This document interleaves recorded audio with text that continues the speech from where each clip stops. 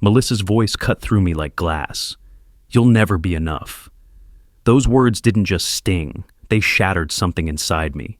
In that moment, I wasn't her partner anymore, not even a father in her eyes. I was a burden she couldn't wait to cast aside. And as I stood frozen, watching the life I thought I'd built crumble in a single breath, I realized what true abandonment feels like. My name is Eric Johnson, and this is the night I lost everything. The day had started like any other, but by late afternoon the ground beneath me gave way. At the office, a manager I barely knew called me in, slid a folder across the table, and thanked me for my years of service. Just like that. No warning, no conversation, only a polite nod that felt more like a dismissal. My job, my stability. The hours and sweat I had poured into projects that shaped skylines. It all fit into a cardboard box I carried to my truck. On top sat my hard hat, scratched and dented, once a badge of pride. Now it felt like a gravestone for the life I thought I had built. I drove home in silence, rehearsing words of reassurance that stuck in my throat. But the moment I stepped inside, I didn't have a chance to speak. Melissa was waiting in the living room, arms folded, her expression sharp enough to cut. Her eyes met mine, not with anger, but with a cold certainty that froze me where I stood. She told me she was leaving. Not just leaving me. She was taking Luke and Emma with her. Emma broke into tears, clutching the strap of her small backpack as if it were the only thing holding her together. Luke stood still, lips pressed tight, his eyes flickering between us, searching for an anchor that wasn't there. I felt the world tilt in that moment. The job was gone. The family was slipping through my fingers. And as the front door closed behind them, the silence that followed pressed down on me with a weight I wasn't sure I could survive. I used to believe Melissa and I were unshakable, that our marriage was built on something sturdier than fleeting dreams. But memory has a way of peeling back illusions. I saw the arguments resurface, the ones about money, about opportunities I never chased. She wanted more from life, always reaching for the next rung, while I clung to stability as if it were enough. Her voice echoed in my head, sharp from nights when we argued past midnight. "You never reach higher. You settle." I told myself she was only frustrated, that love could survive disappointment. Yet, beneath her words was a truth I refused to face. One evening, I overheard her in the kitchen with her sister. I hadn't meant to listen, but the tone in her voice rooted me to the hallway. She spoke not of if she would leave, but when. Each word drove deeper, proof that her heart had already stepped out the door long before her body followed. That realization spread through me like a slow poison. What shattered tonight wasn't sudden. It had been cracking for years. Each argument, each sigh, each silence a fracture I had ignored. I understood, standing alone in that empty house, that the collapse I felt wasn't a lightning strike. It was the inevitable fall of a structure I had failed to maintain. After Melissa walked out with the kids, the silence was unbearable. I left the house and drifted into the city, no destination, only the weight in my chest pulling me down. Neon signs blurred as I stumbled into a rundown bar. Cheap whiskey burned down my throat, glass after glass numbing nothing. At some point, I found myself outside again, the chill biting harder than the alcohol. A horn blared as I staggered too close to the street, headlights flashing across my face. For a split second, I almost let go, almost welcomed the end. But my legs carried me elsewhere, moving without thought until I stood before the old train yard. Rusted tracks stretched into the dark, and the broken windows of the abandoned station glimmered with graffiti. This was where my father once brought me, teaching me to count the cars as they thundered past. Now it stood hollow, a mirror of myself. And then I saw him, an old man sitting on a cracked bench, his figure outlined in the flicker of a dying streetlight. His eyes found mine as if he'd been waiting all along. He leaned forward slightly, steady and deliberate, and spoke with a voice that cut through the night. "You look like someone I used to know." The old man didn't flinch when I drew closer. He sat upright on the cracked bench, coat worn thin, hands folded neatly in his lap. His voice carried a calm weight, steady and deliberate. When he finally spoke, "You've got the same look I once wore." His eyes locked onto mine, sharp, unyielding, as though he could see every fracture I had tried to hide. I wanted to walk away, but something in his presence held me there. He spoke again, slower this time, as if choosing each word carefully. He told me he had once been a father, too. A man who thought discipline meant silence and providing meant absence. Work had swallowed him whole, and his pride had silenced his apologies. By the time he realized what mattered, his family had slipped away, leaving nothing but empty rooms and a name no one called anymore. He reached into his pocket and pulled out a photograph, edges frayed and colors faded. A boy stared back from the picture, wide-eyed and restless, forever frozen in youth. "My son," the old man whispered, his thumb tracing the face. Pain etched deeper in his wrinkles with every second he looked at it. I felt a chill run through me. The way he spoke, the regret in his tone, mirrored the same hollow echo inside me. For the first time, I saw what my reflection might become if I kept spiraling down. His story wasn't a distant tragedy. It was a warning carved in flesh and bone, and I realized with a jolt that his past could be my future. The old man's voice dropped lower, heavy with years of sorrow. He said his boy had walked out one night and never returned, swallowed by the silence between them. He searched, waited, and prayed, but the years stretched on until hope thinned into regret. That absence had followed him like a shadow he could never outrun. His eyes fixed on me, piercing, unblinking. The night seemed to fade until there was only his gaze and my ragged breathing. Then, with a firmness that made my chest tighten, he spoke the words that would burn into me forever. "Don't abandon them like me." It felt as though the station walls closed in. In those 5 words, I saw Luke's uncertain stare, Emma's trembling hands clinging to her backpack. I saw them slipping away into a future where their father had simply vanished from their lives. My stomach twisted, and my throat burned with the weight of it. For a moment, despair tried to drag me under, whispering that it was already too late. But something inside cracked open instead. A pulse of resolve surged through me, fragile yet fierce. I couldn't let my children grow up believing I had surrendered. Not now, not ever. I clenched my fists, the old man's words echoing louder than my doubt. I swore, right then and there, that my story would not end the way his had. I left the station with Walter's words pounding in my chest. The streets were quiet, the kind of silence that makes your thoughts scream louder.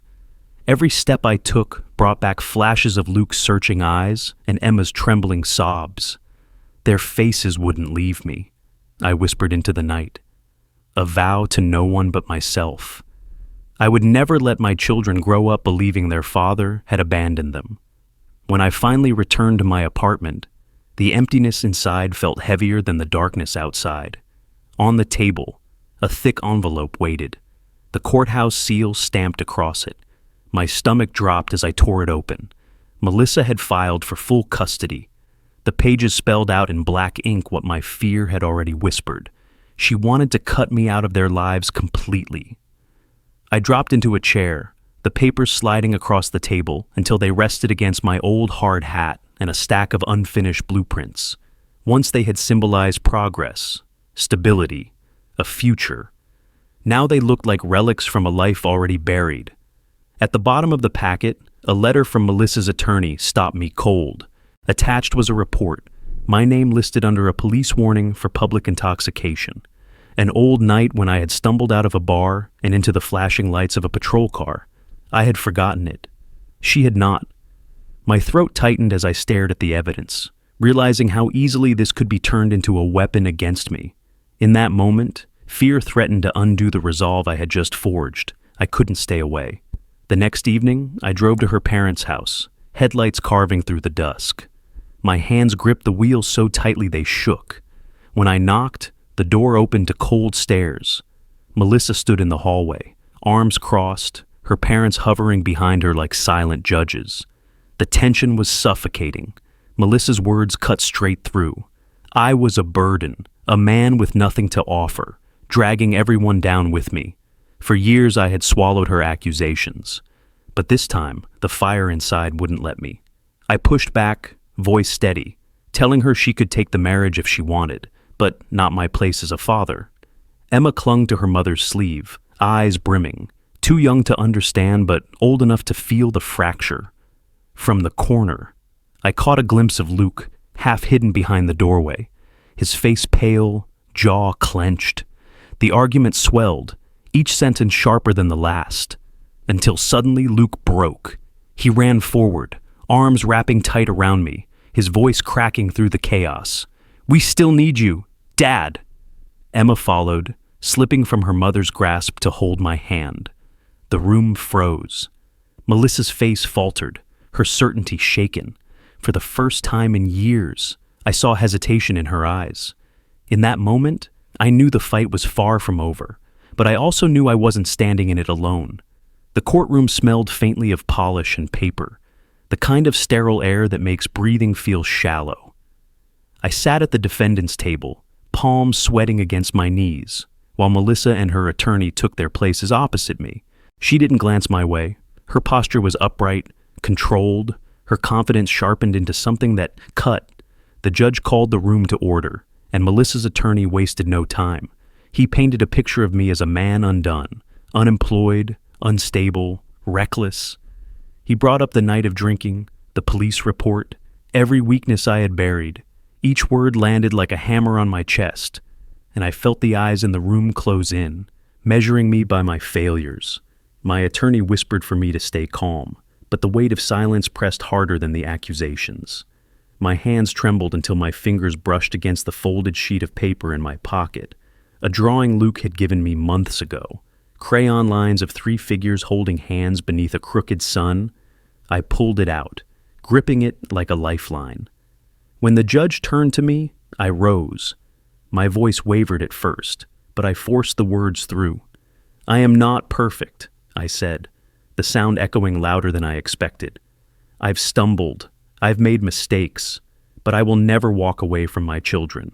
They are not my burden, they are my purpose. You can take my job, you can question my worth, but you cannot erase the father I am to them." The room stilled. Papers stopped shuffling, chairs stopped creaking. For once, no one interrupted. Melissa's expression flickered, just for a breath, as though something inside her shifted. Then came the sound I didn't expect, Luke's voice, small but steady, rising from the gallery. "We just want our dad with us." Emma stood beside him, clutching his sleeve, her head nodding in fierce agreement. The judge leaned forward, surprise flashing in his eyes. The silence that followed wasn't empty. It was heavy, charged, as if the entire room had been pulled into that one plea. Melissa's jaw tightened, her certainty unraveling in plain sight. And in that suspended moment, I knew the tide had turned, not because of my words, but because my children had chosen to stand with me. The courthouse still echoed in my mind long after I stepped outside. The image of Luke and Emma standing together, their voices carrying across the silence, had carved itself into my chest. For the first time in years, I felt something stronger than shame. I felt seen, not by the world, not even by Melissa, but by my children. Yet, as the adrenaline faded, a different thought rose in me, pulling like a thread I couldn't ignore. Walter. His voice had followed me through every step of that courtroom battle. "Don't abandon them like me." The words weren't just advice. They were the spine I leaned on when I thought I'd collapse. I owed him more than thanks. I owed him the truth of how he had turned my life around. So that night, instead of heading back to my empty apartment, I drove through the streets until the rusted silhouette of the train yard appeared in the distance. The station looked even lonelier than before. Wind hissed through broken windows, and weeds pushed up between the rails. I walked to the same cracked bench where Walter had sat, expecting to see the familiar outline of his coat. But the space was empty, just a scatter of cigarette butts and a faint trace of ash that crumbled under my boot. I asked around the next morning. A clerk at the convenience store down the block frowned when I mentioned the name. "Walter," she repeated, tilting her head. "You mean the old man who used to sleep by the station? He's been gone a long time." She leaned closer, lowering her voice as though speaking of a ghost. He passed away more than 10 years back. Heart failure, I think. Nobody claimed his body. Sad story. The words hit harder than any verdict. I stared at her, waiting for her to laugh, to tell me I was mistaken, but her expression didn't change. Walter, flesh and blood, the man who had sat across from me, his eyes burning with regret, had already left this world. I walked back to the station in a daze. Every creak of the boards, every flicker of the streetlight seemed to whisper his name. My chest tightened as I stood by the wall where graffiti stretched like scars across the bricks. Among the chaos of colors and words, faint and almost hidden, I saw it. The phrase was jagged, letters half faded, but still legible. Don't abandon them. I ran my hand across the rough paint, the edges flaking beneath my touch. My throat burned. Had Walter written it himself, years ago, carving his guilt into stone so no one else would repeat his mistake? Or had I imagined him altogether, my desperate mind conjuring a guide from shadows and memory? The question twisted in me, but the answer no longer mattered, real or not. Walter had given me something priceless, the strength to stand when everything else had crumbled. His warning had pulled me back from the brink. I sat on the bench where he had once leaned forward, his eyes piercing mine. The night air pressed cool against my skin, and for a long moment, I closed my eyes. I could almost hear his voice again, low and steady, carrying across the silence. Don't abandon them like me. Tears stung as I let the weight of it sink deeper. Whether Walter had been a ghost, a memory, or just a lonely old man clinging to his past, he had reached me, and he had left me with something I could never repay, a reminder that being present, even in brokenness, is worth more than anything else the world can take away. When I rose from the bench, the sky was just beginning to pale with dawn. I turned one last time toward the wall, the faint graffiti glowing under the streetlight like a promise etched into the bones of the city. I whispered into the empty air, "Thank you," hoping somehow it would find him. Then I walked back into the morning, carrying his words like an anchor in my chest, knowing they would guide me for the rest of my life. The pieces of my life didn't fall neatly back into place, but I learned how to build with what remained. Work came slowly at first, odd jobs around the neighborhood, small repairs others didn't have the time or skill to handle. I fixed porches, patched leaks, rewired old outlets. The money wasn't much, but every task grounded me, reminded me that I was still capable of creating something steady with my own hands. The true foundation, though, was built in the quiet moments with Luke and Emma. I was there when Luke spread his school books across the kitchen table, asking me for help with equations that tangled his thoughts.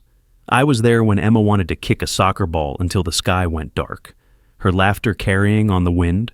She taped her newest drawings to my walls, our family of 3, sketched in bold colors, standing together under a crooked sun. Melissa remained distant, her words clipped, her tone still guarded, yet there were flickers in her eyes she couldn't hide. When she watched Luke lean against me, or when Emma tugged at my sleeve with the certainty that I would answer, something in her softened. It wasn't reconciliation, but it was acknowledgement, respect. One night, I sat in the dim glow of my old living room, staring at Emma's drawing taped above the mantel. The crooked sun, the 3 figures holding hands. It was imperfect, but whole. I whispered the words that had carried me through every storm. Don't abandon them like me. In that moment, I understood my worth. It wasn't measured in paychecks or titles, but in presence. And as long as I kept showing up, I would never fail them again.